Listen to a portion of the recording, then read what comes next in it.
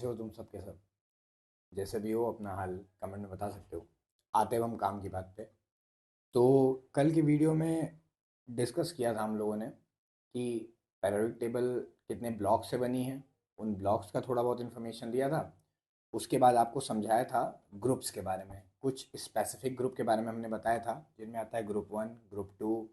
और इसके साथ साथ हमने बताया था आपको ग्रुप 18, जिसको ज़ीरो ग्रुप भी कहते हैं। ग्रुप 17 के बारे में भी बताया था। और बताया था आपको ग्रुप नंबर 16 के बारे में। ठीक है। 18 और 18, 17, 16 तीनों बताया था। ठीक है। तो यही तीनों ग्रुप थोड़ा सा ज़्यादा इंपॉर्टेंट होते हैं। इसके बाद मैंने आपको बताया था कि जो है अगले लेक्चर में हम लोग पढ़ेंगे प्रॉपर्टीज़ रिलेटेड टू एटम्स, या फिर एटॉमिक प्रॉपर्टी के बारे में डिस्कस करेंगे।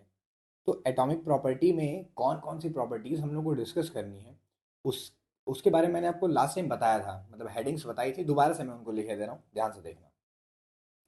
तो सबसे पहली जो हमें एटॉमिक प्रॉपर्टी पढ़नी है वो पढ़नी है एटॉमिक साइज। इसका मतलब होता है एटम का साइज। ठीक है। फिर हमने आपको बताया था कि अच्छा, एटॉमिक साइज का ही दूसरा नाम क्या होता है भाई?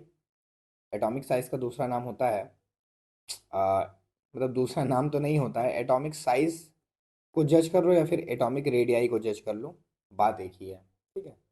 जिस एटम का रेडियस जितना बड़ा, उसका साइज भी उतना बड़ा। नेक्स्ट बात आती है आयनिक साइज। तो मैंने कल आपको बताया था कि आयनिक साइज जो होता है वो एटॉमिक साइज से थोड़ा सा डिफरेंट होता है। थर्ड जो पॉइंट है एटॉमिक प्रॉपर्टी से रिलेटेड, वो है आयोनाइजेशन पोटेंशियल। Ionization potential. फिर नेक्स्ट हम क्या पढ़ेंगे भाई? चौथा जो पॉइंट हो जाएगा एटॉमिक प्रॉपर्टी से रिलेटेड, वो हो जाएगा इलेक्ट्रॉन एफिनिटी। सबके बारे में मैंने कल आपको बता दिया था। रेगुलर पढ़ते रहोगे, मतलब रेगुलर क्या, 2 ही दिन तुम्हारी क्लास होनी है। वो 2 दिन अगर तुम अच्छे से पढ़ लोगे तो बहुत फ़ायदा होगा। ठीक है। और लास्ट कौन सा है भाई? सबसे आखिरी है इलेक्ट्रोनिगेटिविटी। तो इन सब के बारे में तुम जानना चाहते होगे, अगर तुम स्कूल वगैरह जाते होगे तो थोड़ा बहुत इनका नाम भी सुना होगा। कुछ लोग को समझ में आया होगा थोड़ा बहुत, कुछ को बिल्कुल समझ नहीं आया होगा। इसको देखने के बाद पूरा समझ में आ जाएगा। तो चलो एक एक का डिस्कशन करते हैं। और इन्हीं में हम ट्रेंड्स भी पढ़ेंगे। ठीक है। मतलब पहले उस पर्टिकुलर प्रॉपर्टी को समझेंगे, उसके बाद क्या करेंगे, उसके ट्रेंड्स को समझेंगे। तो सबसे पहले हेडिंग लगा लेते हैं एटॉमिक साइज। Atomic size. तो एटॉमिक साइज होता क्या है? अगर हम कोई भी एक एटम बनाते हैं, कोई भी एक एटम ले लेते हैं, लेट सपोज ये हो गया उसका न्यूक्लियस, उसके अबाउट ये हो गए शेल्स। तो एक एटम में तो बहुत सारे शेल होंगे, लेकिन इनफाइनाइट शेल होंगे, आप ऐसा ही बोल सकते हो। लेकिन उसके जो वैलेंस शेल होगा, वैलेंस शेल बोले तो वो वाला शेल जहाँ पर उसका लास्ट इलेक्ट्रॉन मौजूद हो। जैसे कि अगर हम कंसीडर कर ले सोडियम टाइप का कोई एटम, तो ये पहले में 2 हो गया, दूसरे में 8 हो जाएंगे ना, 4, 5, 6, 7, 8। ठीक है। और फिर लास्ट में एक, टोटल 11 इलेक्ट्रॉन हो गए। तो वैलेंस शेल कौन बना भाई? ये वाला जो शेल है आपका, ये कहलाता है वैलेंस शेल। Valence shell. अच्छा लगे यार, कुछ और जान लो, कुछ और वोकेबलरी जान लो केमिस्ट्री से रिलेटेड। जो इसके जस्ट अंदर का शेल होता है, वैलेंस शेल से एक नंबर पहले का शेल, उसको हम बोलते हैं उसको हम बोलते हैं penultimate shell. Penultimate shell. और उससे भी जो अंदर का शेल होता है उसको हम बोलते हैं एंटी पेनल्टीमेट शेल। मतलब किसी भी एटम का ऐसा शेल जिसमें लास्ट इलेक्ट्रॉन लाई कर रहा हो, किसी भी एटम का वो वाला शेल जिसमें आखिरी इलेक्ट्रॉन हो, उसको हम बोलते हैं वैलेंस शेल। उससे जस्ट एक नंबर पहले वाला जो शेल होता है उसको हम बोलते हैं पेनल्टीमेट शेल। और जो उससे भी एक नंबर अंदर का शेल होता है उसको हम बोलते हैं एंटी पेनल्टीमेट शेल। ठीक है। तो इतनी बातें याद रखना। तो यहाँ पर जब हम एटॉमिक साइज की बात कर रहे होंगे, तो हम सारे शेल को नहीं देखेंगे, हमें सारे शेल से कोई मतलब नहीं है। हमें सिर्फ और सिर्फ मतलब है वैलेंस शेल से। ठीक है ना? तो हम क्या करेंगे, न्यूक्लियस का सेंटर लेंगे। अब हमारा जो भी एटम होगा उसका जो न्यूक्लियस है उसका सेंटर लेंगे, सेंटर ऑफ द न्यूक्लियस। और जो वैलेंस शेल है वहां तक हम एक दूरी ड्रॉ कर ले रहे हैं। ये देखो, सीधा ड्रॉ करते हैं थोड़ा। ये देखो। तो ये जो दूरी रहेगी आपकी, यही क्या कहलाएगी? यही दूरी आपकी कहलाएगी atomic radius. Atomic radius. Atomic radius. और इस पूरे, अगर हम इस पूरे स्फेयर को कंसीडर कर लें, ये जो पूरा एटम है इसको हम कंसीडर कर लें, तो ये फिर कहलाने लगेगा एटॉमिक साइज। तो आपको एटॉमिक रेडियस आई थिंक पता चल गया होगा, और एटॉमिक रेडियस जितनी बड़ी होगी, एटॉमिक रेडियस जितनी बड़ी होगी, हमारा एटॉमिक साइज भी, एटॉमिक साइज भी क्या होगा, उतना ज़्यादा बड़ा होगा। ठीक है, तो एटॉमिक रेडियस को डिफाइन कैसे करेंगे भाई? Distance between distance between distance between centre of the nucleus, centre of the nucleus, सब लिख लेना आप लोग, ठीक है, centre of the nucleus and valence shell, and valence shell is called is called is called atomic radius, atomic radius। फिर नीचे ही हम क्या लिख लेंगे कि जो हमारी एटॉमिक रेडियस होती है, atomic radius is directly proportional to atomic size. ठीक है, पता ही है भाई, क्योंकि जो हमारा एटम होता है, एटम वो होता है स्फेरिकल इन शेप। कोई भी एटम जो होता है वो होता है स्फेयर के शेप में। और अगर हम स्फेयर के साइज की बात करें, साइज, तो साइज मतलब होता है वॉल्यूम। साइज मतलब क्या होता है? वॉल्यूम। और स्फेयर का वॉल्यूम कितना हो जाता है भाई? 4/3 pi r cube, 4/3 pi r cube. तो हम देख पा रहे हैं इसमें आर जितना बड़ा होता जाएगा, यानी एटॉमिक रेडियस जितना बड़ा होता जाएगा, आपका वॉल्यूम का वैल्यू भी उतना बड़ा होता जाएगा। इसीलिए हम लोगों ने क्या लिखा भाई कि atomic radius is directly proportional to atomic size. तो ये बात समझ में आप लोग को आ गई होगी। ठीक है, अब बात करते हैं इसके ट्रेंड्स की। ठीक है, तो trends of atomic size, trends of atomic size, atomic size भी कह सकते हो और एटॉमिक रेडियस भी कह सकते हो, एटॉमिक रेडियस भी कह सकते हो, रेडियस या रेडियाई। अच्छा, रेडियस और रेडियाई में डिफरेंस तो पता ही होगा, कुछ चुनिंदा बच्चों को हो सकता है ना भी पता हो, तो मैं बताया दे रहा हूँ। रेडियस को प्लूरल जब लिखना होता है, ढेर सारी रेडियस को, तो उसको रेडियाई कहते हैं। ठीक है, तो ध्यान रखना इस बात को। तो ट्रेंड्स ऑफ एटॉमिक साइज और एटॉमिक रेडियाई, पूरा कर देते हैं सेंटेंस को। इन पेरियोडिक टेबल, ये ट्रेंड कहाँ हम जानने जा रहे हैं? Periodic table. तो याद रखना, पेरियोडिक टेबल में जब भी कोई भी ट्रेंड पढ़ना होगा तो उसको दो तरीके से पढ़ेंगे। जैसे पेरियोडिक टेबल अपनी कैसे होती है, ऐसे होती है, ऐसे ही कुछ होती है। ठीक है, फिर यहाँ 6 ग्रुप होते हैं। ठीक है,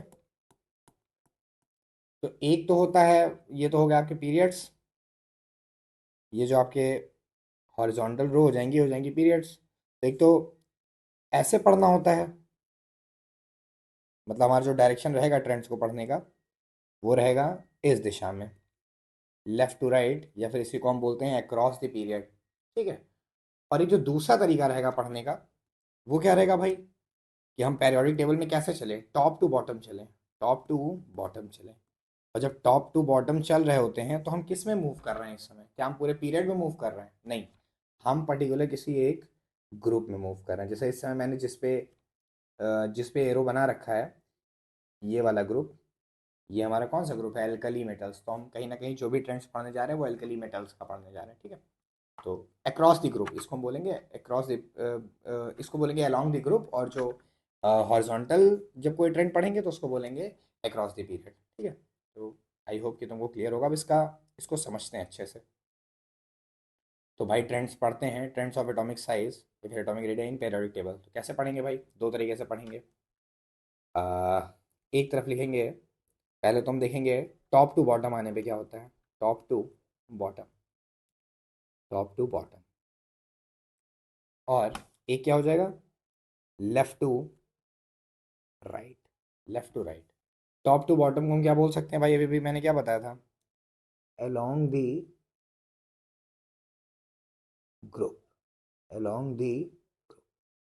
और इसको क्या बोल सकते हैं भाई, लेफ्ट टू राइट को?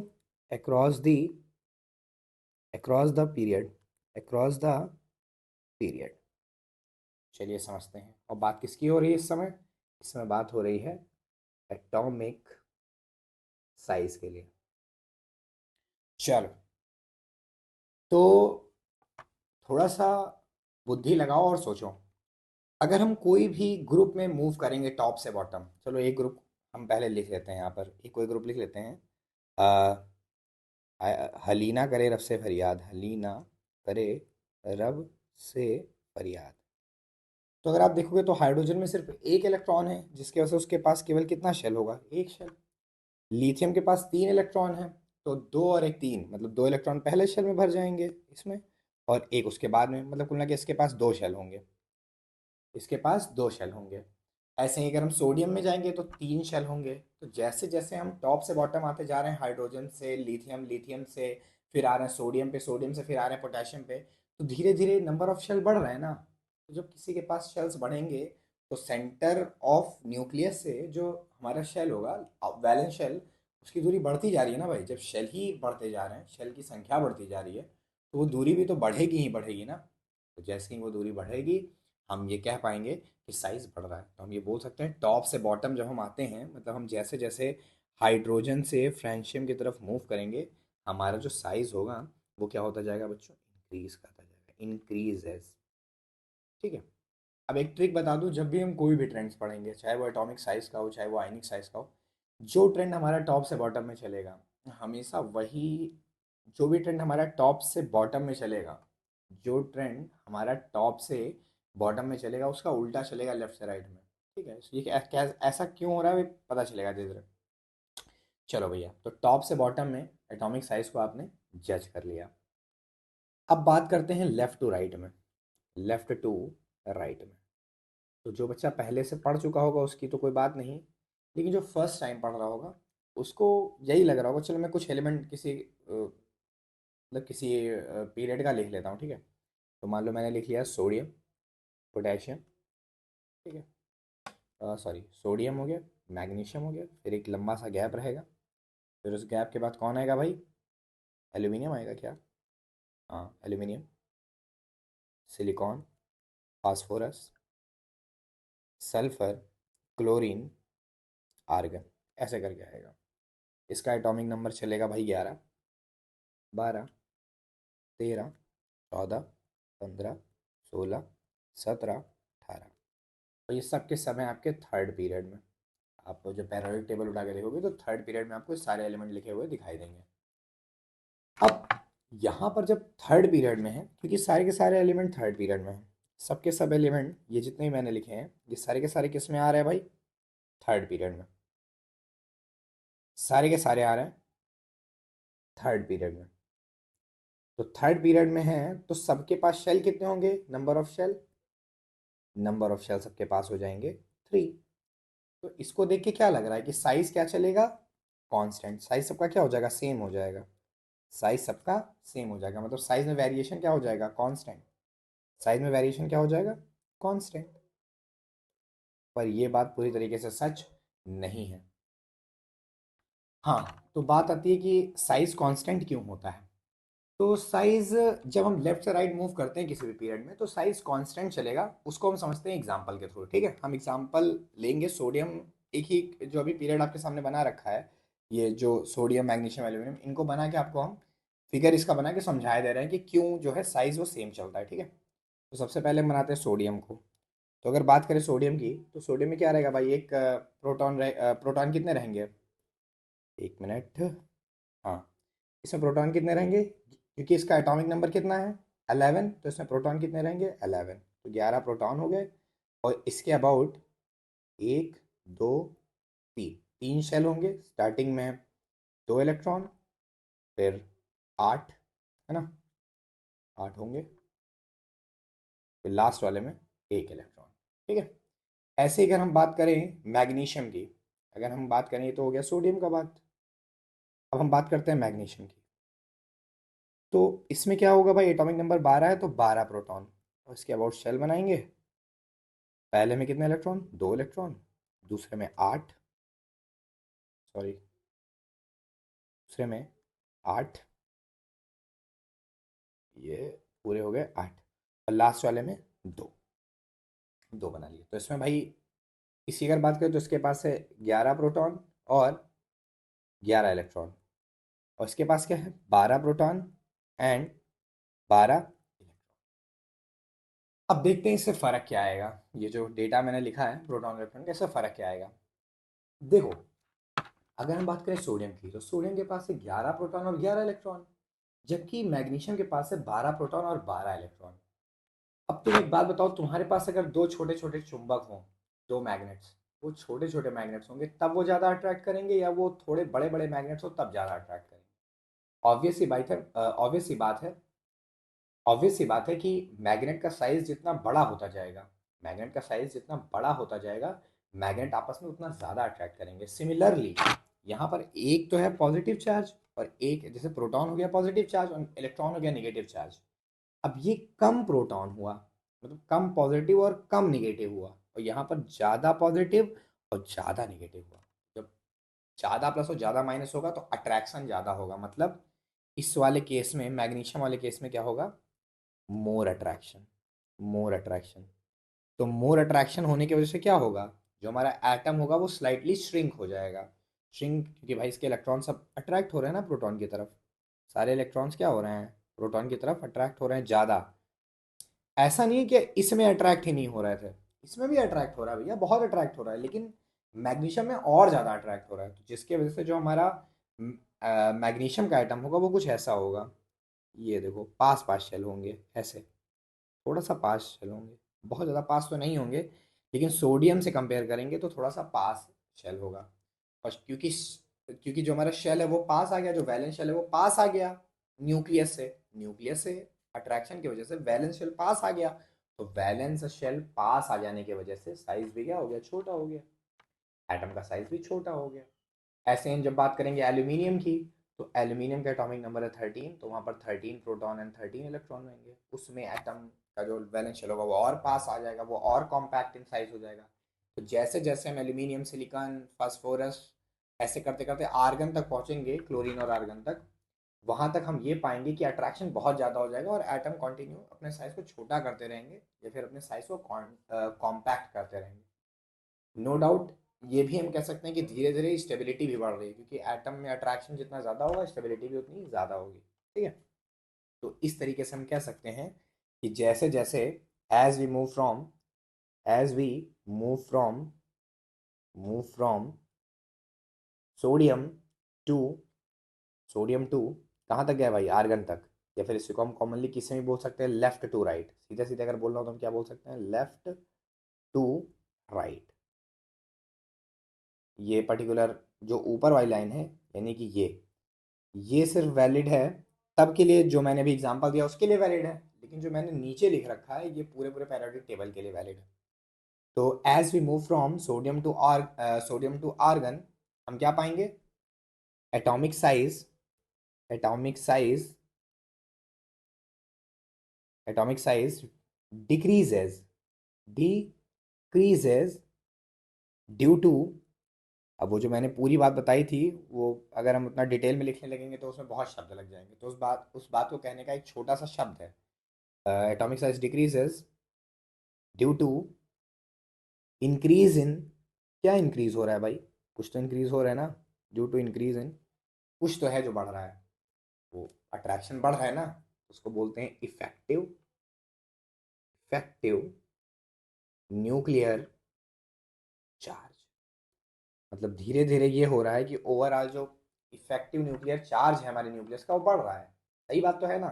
प्रोटॉन में अगर हम बात करें सोडियम में, तो उसमें केवल 11 प्रोटॉन थे, फिर मैग्नीशियम की बात करें तो उसमें 12 प्रोटॉन थे, एल्यूमिनियम में 13, सिलिकॉन में 14, ठीक है, आर्गन में 18। तो जैसे जैसे प्रोटॉन बढ़ते चले गए, और क्योंकि शेल सेम था, शेल की संख्या बढ़ी ही नहीं, शेल सब में तीन ही तीन थे, और इफेक्टिव न्यूक्लियर चार्ज बढ़ता गया, जिसकी वजह से एटम हमारा क्या होने लगा, कॉम्पैक्ट होने लगा और साइज कम होने लगा।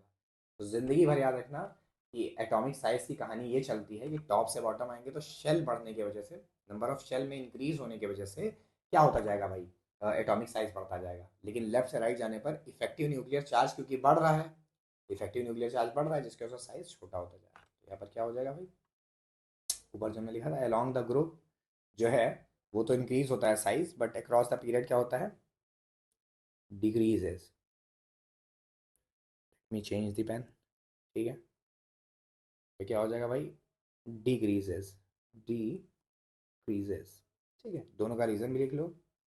ड्यू टू इंक्रीज, टॉप से बॉटम में क्यों बढ़ा size? Due to increase in, due to increase in number of shell, due to increase in number of shell. और इधर डिक्रीज क्यों हुआ? Due to increase in, due to increase in effective nuclear charge, due to increase in effective nuclear charge. ठीक है, तो ये दोनों का रीज़न हो गया। तो इस तरीके से हमारा जो पहला पॉइंट है वो ख़त्म हो गया, जिसका नाम है क्या भाई? Atomic size. ठीक है, एटॉमिक साइज कह लो या एटॉमिक रेडियाई कह लो। अब नेक्स्ट बात पे आते हैं। इसका कोई प्रॉपर हमें ट्रेंड नहीं पढ़ना है, कुछ पर्टिकुलर क्वेश्चंस पढ़ने हैं, वही हम देख लेते हैं।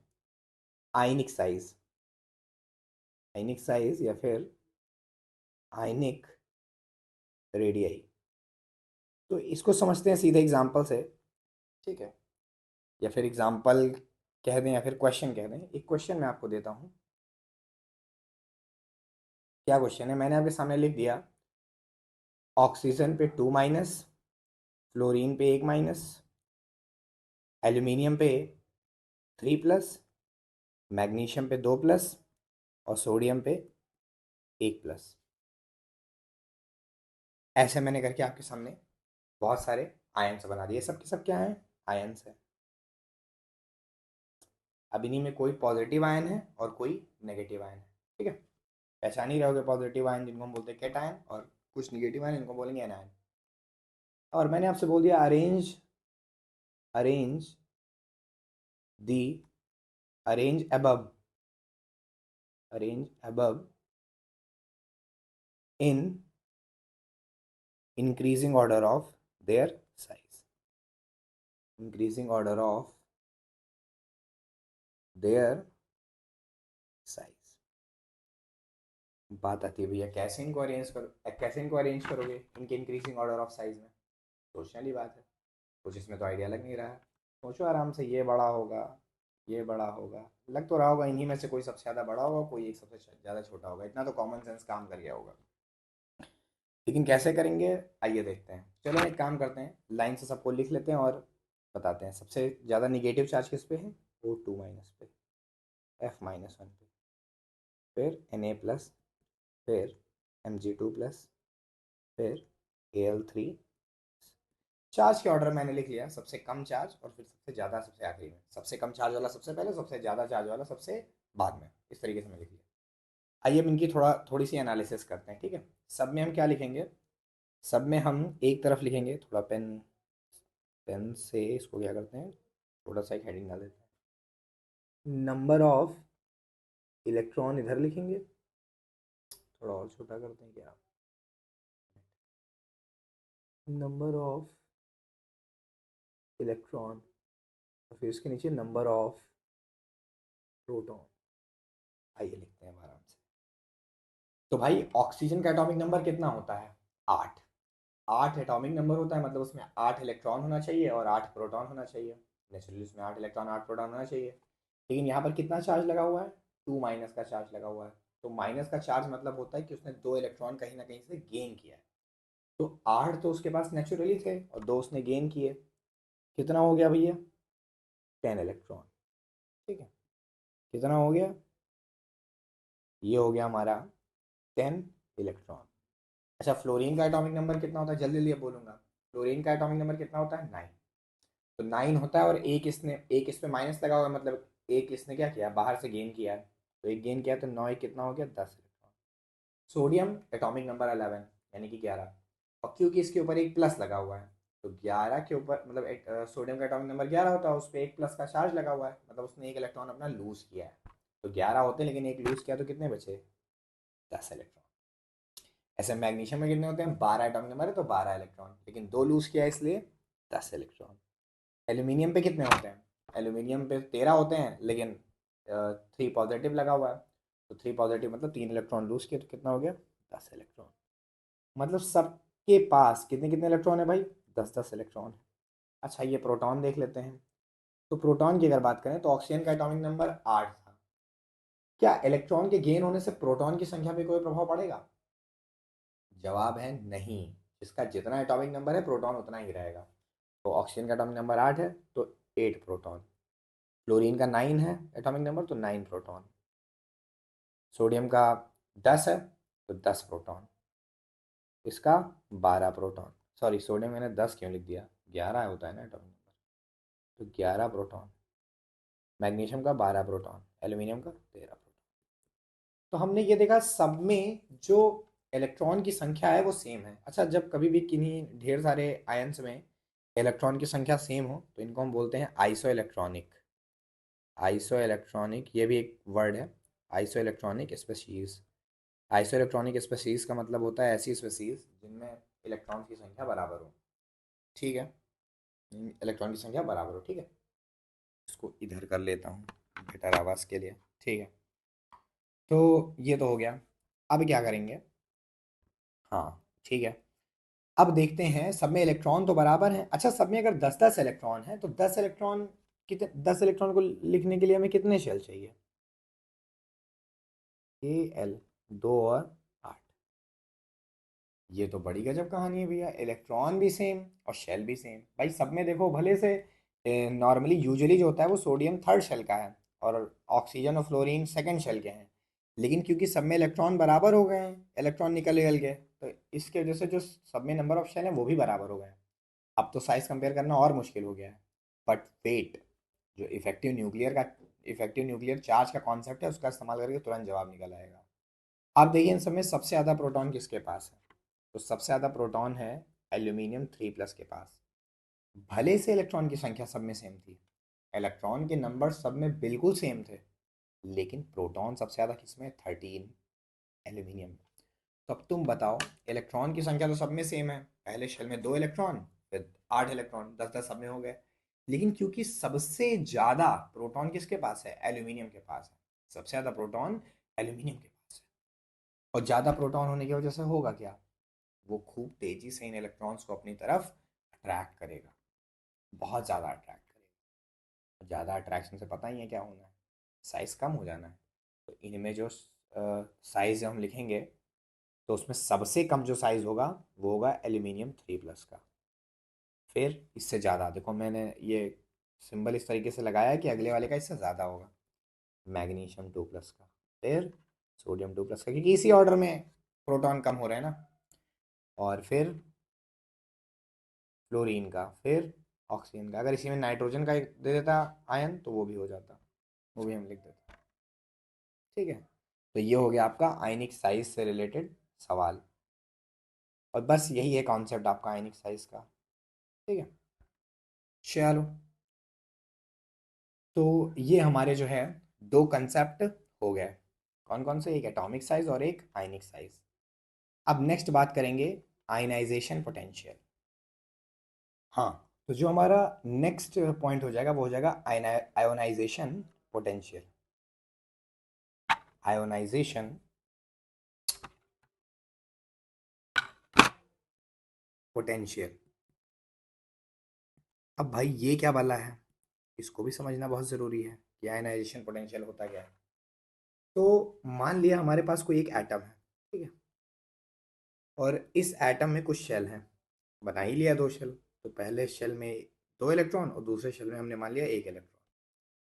तो ये कौन सा शेल है भाई? वेरी गुड, ये है हमारा वैलेंस शेल। अब वैलेंस शेल का मान लो हम ये इलेक्ट्रॉन रिमूव करना चाहते हैं, ये वाला इलेक्ट्रॉन क्या करना चाह रहे हैं भाई? रिमूव करना चाह रहे हैं। तो इस इलेक्ट्रॉन को रिमूव करने के लिए हमें जितना पोटेंशियल अप्लाई करना पड़ेगा उसी को हम क्या बोलेंगे? Ionization potential. ठीक है, तो ये कहानी आपको समझ में आई थिंक आ जानी चाहिए। ठीक है, इसका बनाना हुआ तो उसको बना लेना। तो आयोनाइजेशन पोटेंशियल को हम कैसे डिफाइन करेंगे? Minimum minimum potential required to remove an electron from a gaseous isolated atom. In word का मतलब क्या हुआ? गैसियस आइसोलेटेड एटम का। देखो अब हमने ये तो बोल दिया पोटेंशियल जितना लगेगा उसी को हम बोल देंगे आयनाइजेशन पोटेंशियल। अब इसमें भी एक प्रॉब्लम है ना मेरे भाई। मान लो ये सेम एक्सपेरिमेंट जो है किसी एटम से इलेक्ट्रॉन निकालने का जो प्रोसेस है। अब इस प्रोसेस को पता चला मैं कर रहा हूँ किसी गर्मी वाले एरिया में, तुम कर रहे हो किसी ठंडी वाले एरिया में, तो ऑब्वियस सी बात है जो गर्म एरिया में करेगा उसका इलेक्ट्रॉन जल्दी निकलेगा, क्योंकि वहाँ पर जो कंडीशन है वो भी तो मदद कर रही है ना इलेक्ट्रॉन निकलने में, हीट एनर्जी देके। लेकिन जो ठंडी में करेगा उसको तो वो फ़ायदा मिलेगा नहीं। तो इसलिए कंडीशन कैसी लेनी है आपको? हमेशा आइसोलेटेड। ये मतलब हुआ आइसोलेटेड का। और गैसियस का मतलब क्या हुआ? कि आप जब भी एक्सपेरिमेंट शुरू करो तो पहले उसको गैस में कन्वर्ट कर लो, क्योंकि इससे भी प्रॉब्लम हो सकती है ना, इससे भी चीटिंग हो जाएगी। कैसे चीटिंग हो जाएगी? मान लिया मैंने अपना एक्सपेरिमेंट शुरू किया सॉलिड फेज से, और तुमने अपना एक्सपेरिमेंट शुरू किया गैसियस फेज से, तो ऑब्वियस सी बात है मेरी कुछ एक्स्ट्रा एनर्जी जाएगी ना, कुछ एक्स्ट्रा पोटेंशियल जाएगा सॉलिड से लिक्विड में कन्वर्ट करने के लिए, सॉलिड से लिक्विड, फिर लिक्विड से गैस में कन्वर्जन के लिए उतना एनर्जी मेरा एक्स्ट्रा जाएगा ना। तो चीज़ें फेयर रहें हमेशा और सबका मेजरमेंट सेम आए, या फिर इसको हम बोल सकते हैं कि इस डेटा को हम स्टैंडर्ड बना पाएँ, इसके लिए हमने क्या लगाया डेफिनेशन में? Gaseous isolated atom. ठीक है। और जो भी ये डेटा मेजर किया जाता है आयनाइजेशन पोटेंशियल, तो ये प्रैक्टिकली पॉसिबल नहीं है कि मान लो हमें सोडियम का आयनाइजेशन पोटेंशियल चाहिए हो तो हम सोडियम एटम को लेके जाएं और सोडियम एटम का एक्सपेरिमेंट कर पाएँ। एक सिंगल एटम का एक्सपेरिमेंट कभी नहीं हो पाएगा। तो इसके लिए हम क्या करते हैं? हम हमेशा 1 मोल एटम लेते हैं। मतलब हमेशा जो एक्सपेरिमेंट किया जाएगा वो किस पे परफॉर्म किया जाएगा? पर मोल, 1 मोल के बिहाफ पे। तो जब भी आप कोई डेटा पढ़ोगे आयनाइजेशन पोटेंशियल का तो वो लिखा रहेगा इतना इतना वोल्ट पर मोल, ऐसे करके लिखा रहेगा। ठीक है। तो ये हो गया आयनाइजेशन पोटेंशियल। इसका ट्रेंड भी जान ले गया। चलो इसका ट्रेंड भी समझ लेते हैं। तो ट्रेंड समझते हैं इसका। क्या ट्रेंड चलेगा ध्यान से देखना। एक तरफ हेडिंग डाल देते हैं लेफ्ट टू राइट, सॉरी पहले हेडिंग कौन सी चलेगी? Top to bottom. और इधर क्या चलेगा? Left to right. Top to bottom को हम क्या कहते हैं? Along the group. और लेफ्ट टू राइट को क्या बोलते हैं? अक्रॉस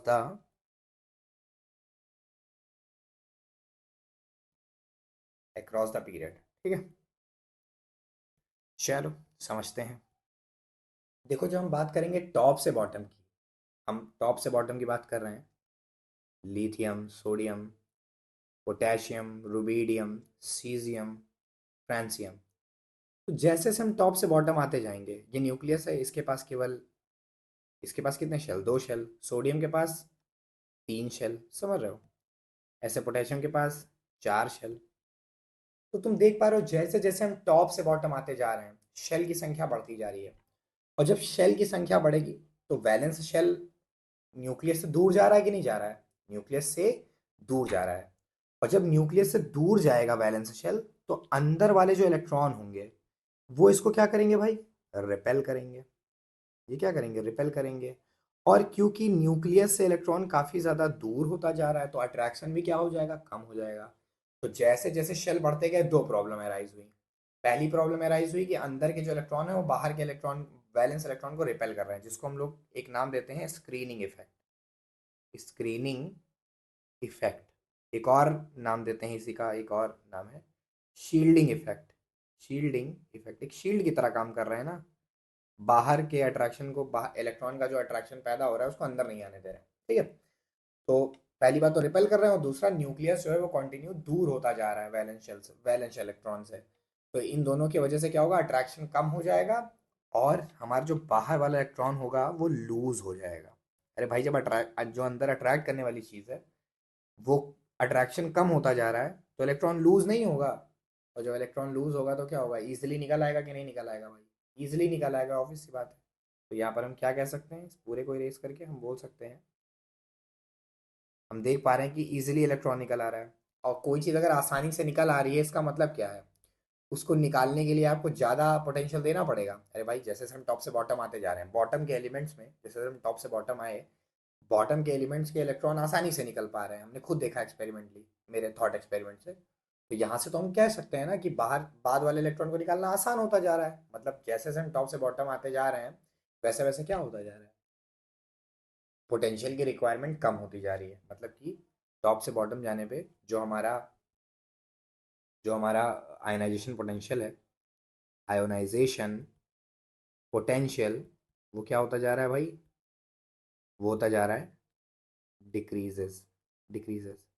और लेफ्ट लेफ्ट टू राइट में क्या होता जाएगा, इंक्रीजेस। सीधे सीधे जान लो कि अगर जो भी चीज़ टॉप टू बॉटम में होगा उसी का उल्टा होगा। अगर आप इसका फील लेना चाहते हो तो वो भी ले सकते हो कि भाई जैसे से हम लेफ्ट से राइट जाएंगे तो शेल तो सेम रहेगा, शेल की संख्या तो बराबर ही रहेगी, लेकिन वैलेंस सेल में इलेक्ट्रॉन बढ़ते जाएंगे। और जब एक ही सेल में इलेक्ट्रॉन बढ़ते जाएंगे तो उनका अट्रैक्शन बढ़ता जाएगा न्यूक्लियस के साथ, कि नहीं बढ़ता जाएगा। अभी भी थोड़ी देर पहले समझाया था इफेक्टिव न्यूक्लियर चार्ज वाली बात। जब इफेक्टिव न्यूक्लियर चार्ज बढ़ेगा मेरे भाई, तुम खुद बताओ, इफेक्टिव न्यूक्लियर चार्ज अगर किसी भी चीज़ का बढ़ेगा तो अट्रैक्शन बढ़ेगा, फिर इलेक्ट्रॉन का रिमूवल आसान होगा या मुश्किल? ऑब्वियस सी बात है, मुश्किल होगा। इलेक्ट्रॉन का रिमूवल मुश्किल होगा, और मुश्किल होगा तो पोटेंशियल की रिक्वायरमेंट ज़्यादा होती जाएगी। ठीक है, तो ये हो गया। तो डिक्रीज होने का क्या रीज़न लिखेंगे हम, due to due to increase in increase in shielding effect. ठीक है, और इधर क्या लिखेंगे, वही same reason, due to ENC. ENC बोले तो इफेक्टिव न्यूक्लियर चार्ज। ठीक है, चलो ये भी हो गया। अच्छा, यहाँ से पता है, तुम चाहो तो मेटालिक कैरेक्टर भी बता सकते हो। मेटालिक कैरेक्टर भी तुरंत समझा सकते हो, तुरंत उसका ट्रेंड लिख सकते हो। आइए ये टॉप से बॉटम वाला ट्रेंड देखते हैं इसका, मेटालिक कैरेक्टर का। फिर क्या करेंगे, लेफ्ट से राइट वाला देखेंगे। अभी अभी मैंने समझाया तुमको कि टॉप से बॉटम में क्या प्रॉब्लम आ रही है। टॉप से बॉटम में जैसे जैसे शेल बढ़ते जा रहे हैं, वैसे वैसे अंदर वाले इलेक्ट्रॉन बाहर वाले इलेक्ट्रॉन को लूज कर रिपेल कर रहे हैं, जिसकी वजह से बाहर का इलेक्ट्रॉन लूज होता जा रहा है। और लूज होता जाएगा तो इजीली निकल जाएगा, यही तो बताया ना। तो जैसे से हम टॉप से बॉटम आते जा रहे हैं, इलेक्ट्रॉन का निकलना काफ़ी इजी होता जा रहा है, इसलिए मेटालिक कैरेक्टर क्या होगा, इंक्रीजेस। इंक्रीजेस, वही सेम जवाब। भाई इलेक्ट्रॉन आसानी से निकल रहा है ना, तो इंक्रीजेस। और इधर क्या हो रहा है, इफेक्टिव न्यूक्लियर चार्ज बढ़ रहा है। इधर लेफ्ट से राइट जाने पे इफेक्टिव न्यूक्लियर चार्ज बढ़ रहा है। तो हमने देखा धीरे धीरे इलेक्ट्रॉन जब एक ही शेल में बढ़ता जाएगा तो वो अट्रैक्ट ज़्यादा होगा न्यूक्लियस के साथ, और अट्रैक्ट ज़्यादा होगा न्यूक्लियस के साथ तो इलेक्ट्रॉन निकलने में दिक्कत आएगी। मतलब मेटालिक कैरेक्टर लेफ्ट से राइट जाने पे क्या होगा, डिक्रीजेस। तो बस ठीक है, चार बातें मैंने आपको आज बताई। कौन कौन सी बताई, पहले एटॉमिक साइज, फिर आयनिक साइज, फिर आपको मैंने बताया आयनाइजेशन पोटेंशियल, फिर मैंने आपको बताया मेटालिक कैरेक्टर। तो मेटालिक कैरेक्टर को डिफाइन कैसे करेंगे, it is the ability of an atom to lose their electron. ठीक है, तो ठीक है, बस आज के लिए इतना ही रखते हैं। बाकी कुछ जो प्रॉपर्टीज बची हैं उनको हम नेक्स्ट लेक्चर में बताएंगे। ठीक है, चलो ठीक है, ध्यान रखना, बाय बाय।